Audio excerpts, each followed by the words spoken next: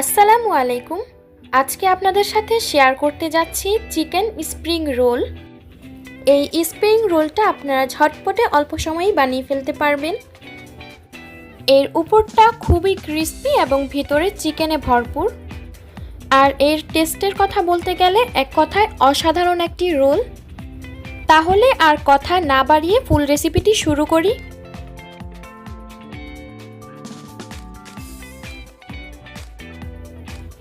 তো প্রথমেই একটা প্যানে আমি পর্যাপ্ত পরিমাণ তেল দিয়ে দিয়েছি। এখন এর মধ্যে আমি দিয়ে দিচ্ছি 1 কাপ পরিমাণ পেঁয়াজ কুচি। এই পেঁয়াজটাকে সামান্য একটু ভেজে নিচ্ছি কাঁচা স্মেলটা চলে যাওয়া পর্যন্ত।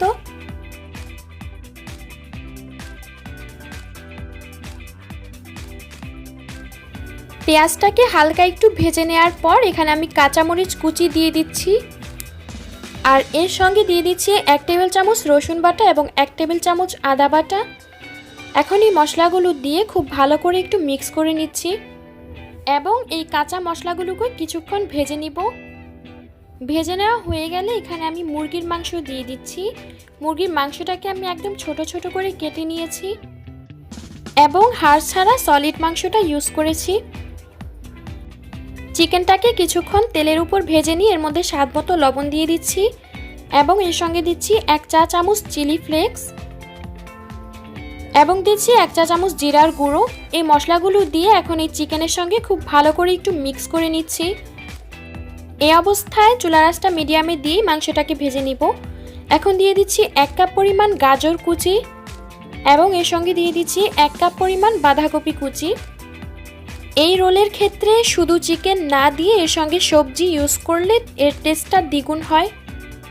আর এই সবজিগুলো যেহেতু কুক হতে বেশি সময় লাগে না, তাই চুলার আঁচটা হাইতে দিয়েই রান্না করে নিচ্ছি।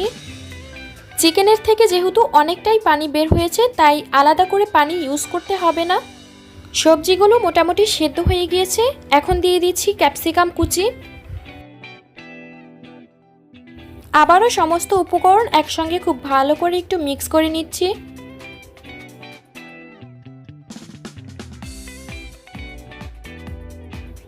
এই পর্যায়ে দিয়ে দিচ্ছি এখানে 1 টেবিল চামচ সয়া সস এবং এর সঙ্গে 1 চা চামচ দিচ্ছি ওয়েস্টার সস আর দিয়ে দিচ্ছি 1 চা চামচ চিলি সস এবং দিব 1 চা চামচ টমেটো সস। চিকেনের এই পুরের আসল টেস্টটা বাড়াই হচ্ছে এই সসগুলি। এখন দিয়ে দিচ্ছি 1 চা চামচ সাদা গোলমরিচের গুঁড়ো। আবারও সমস্ত ইনগ্রেডিয়েন্ট খুব ভালো করে একটু মিক্স করে নিচ্ছি। তো এই পর্যায়ে চিকেনের ভিতরের পুরটা একদম রেডি হয়ে গিয়েছে। এখন এটাকে চুলার থেকে নামিয়ে ফেলবো।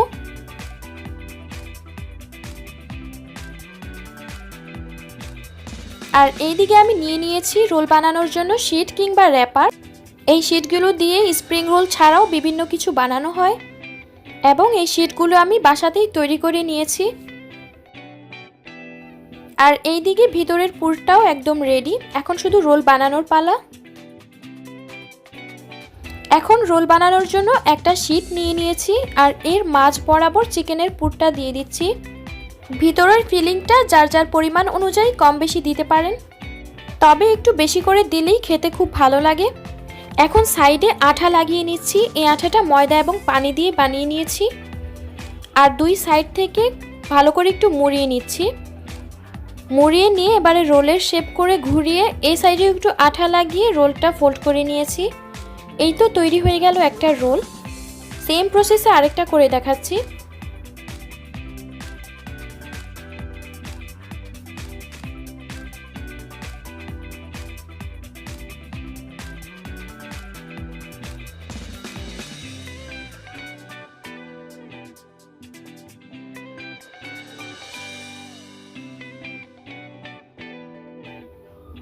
তো এইদিকে সবগুলো রোল আমি তৈরি করে নিয়েছি। এখন এই রোলগুলো ভাজার জন্য একদম প্রস্তুত। চুলা এখানে আমি পর্যাপ্ত পরিমাণ তেল গরম হতে দিয়েছি আর এই তেলটা কিন্তু একদম হাই হিটে গরম করলে হবে না, একদম হালকা গরম হয়ে আসলে একে একে রোলগুলো দিয়ে দিয়েছি। চুলার আঁচটা একদম লোতে দিয়ে সময় নিয়ে ভেজে নিচ্ছি। হাই হিটে ভাজলে কখনোই এই রোলটা পারফেক্ট হবে না এবং উপরটা ক্রিস্পিও হবে না। রোলের একটা পাশ হয়ে আসলে আমি একে একে এগুলো উল্টিয়ে দিচ্ছি।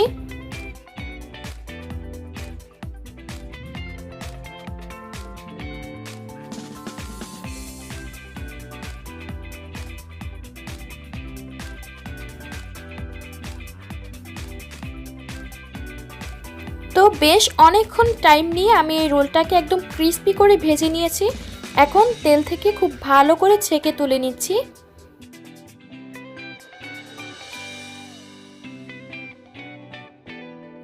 এই তো তৈরি হয়ে গেল আমার চিকেন স্প্রিং রোল। অনেক টাইম নিয়ে ভাজার কারণে এর উপরটা অনেক ক্রিস্পি হয়েছে, দেখেই বুঝতে পারছেন। আর এই স্প্রিং রোলটা দেখতে যেমন লোভনীয়, খেতে আরও অনেকটাই মজাদার। আর আপনারা চাইলে এই রোলটাকে অনেক দিন সংরক্ষণ করে রেখে খেতে পারবেন। তো আমার আজকের এই স্প্রিং রোলের রেসিপিটি আপনাদের কাছে ভালো লেগে থাকলে লাইক এবং কমেন্ট করবেন এবং সাবস্ক্রাইব করে আমাদের পাশেই থাকবেন নতুন নতুন ভিডিওর জন্য। আর সবাই ভালো থাকবেন। আল্লাহ হাফেজ।